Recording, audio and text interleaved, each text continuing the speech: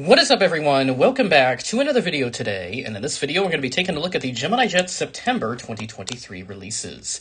This is my first video that I'm recording during my second year of college, so I'm all settled in the dorms and everything, so pretty much the same setup going for me here. But nevertheless, we do have the releases out. I'm recording this a little bit behind schedule because my schedule was a little busy today, so if this video is a bit delayed, I do apologize in advance, but I do thank you for your patience as well. So let's go ahead and start off with our first release. We have another Piper J3 Cub for the Gemini General Aviation. Now, I believe the only difference here is just the registration, maybe a couple changes with the aircraft livery, but if so, it is very minor in that regard. And now we move up to 1 to 200 scale. Let's see what we got going on up here.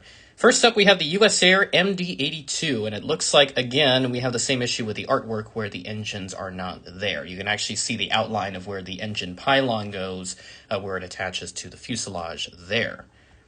But again, as always, the actual aircraft will have the engine, the actual model will have the engines attached, just an error there with the artwork. And I believe the Aero Mexico, it did have it printed on there, if I remember correctly, which I did mention in the previous release video. Next up, we have the TAM Fokker 100, released in 1 to 400 scale. I believe that was in last month's set for August, but nice to see that transferring over into the 1 to 200 scale. Oh, this is, yes. Love to see that. The Southwest 727-200. Now, Southwest did actually operate this type back in about the 70s or 80s. They leased a few examples, and they did have a couple different liveries. This is the more unique one, in my opinion, because the other one is just the more generic Southwest titles, which have become the standard across their entire fleet, at least up until the Heart livery was introduced. So, very nice to see that, and I believe that this is a plain lease from Braniff. The registration wouldn't be able to tell me such. And indeed it is November 406 Bravo November. Moving along, we have the Royal Australian Air Force 737-700. This is going to be a military variant, so this will likely have a different designation. So let me go ahead and pull that up here. In this case, it is a Boeing business jet, so BBJ. And it looks like we got a handful of Royal Australian Air Force releases here. So it looks like Australia is getting some decent representation in 1 to 200 scale this month, which is pretty good for those folks. And I'm trying to make sure here. Am I missing? Okay, so this is the same aircraft type. So 1224, 1223. So those are the item numbers. And then we have another one here, 1222. And I believe the only difference here is that we do have different registrations across. So yeah, Alpha 36.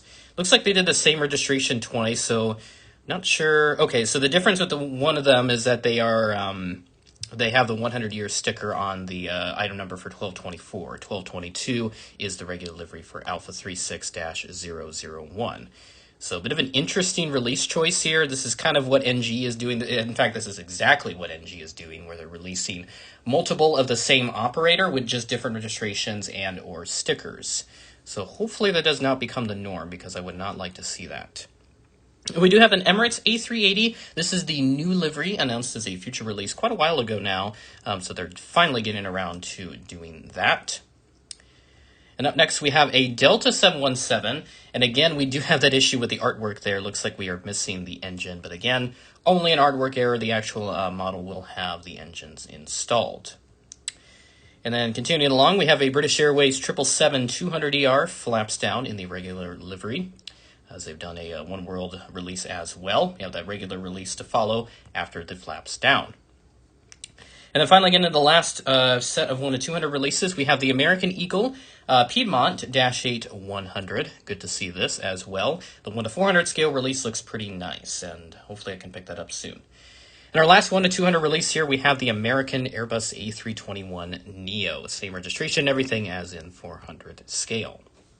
So there you go, 1 to 200, very much stacked. A lot of repeats there with that Royal Australian Air Force, but hopefully that does not continue with them in the future.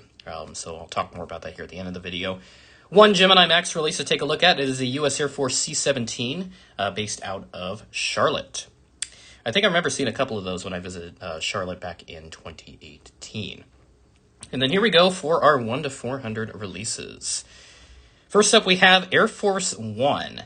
Believe they have done both registrations now because I have their 2016 release. But if you're looking to get Air Force One here, this is definitely a good opportunity to get it. Surprised on another the Gemini Max lineup. Actually, I remember the original release, the 2016 release, was also not branded as a Gemini Max release. We do have Tennessee 1, the Southwest 738. Gemini's been a little bit slow getting out the 738 specials. They've already done both the Maxes with the Desert Gold and Canyon Blue, and they also have a Mule 1 in their plans, but they have not done any of the 800s yet up until now. And my thinking is, I think Southwest is going to move those state liveries over to the Maxes in the near future. So I think for right now, the Southwest 800s are just going to be short-term before they get painted onto the Maxes. We have a Qatar 737 MAX 8, another one of the future releases. So we're definitely clearing out a lot of the future release backlog in this release. Good to see that effort coming into play. I believe we will have an Emirates here. We do. Emirates 777 300ER. This is the new livery with the flaps down configuration. So we will have that regular release after that. And then I'm expecting that they're going to do the A380, which is, of course, correct. So they have both of the releases in 1 to 400 scale. Not sure why they didn't do the 777 in 1 to 200, but I'll check back to see if I skipped over it, because very likely that I did indeed skip over it. We have a British Airways A321neo. Nice to see this for our European collectors. This particular release here, I think this is their second British Airways Neo that they have done. And we have a Bonza 737 MAX 8, so we're definitely seeing a lot of these non-US releases this month. So let's see what that last release is, and that will conclude everything for this release. We do have the Air Wisconsin CRJ 200 Retro, so good way to round out the releases.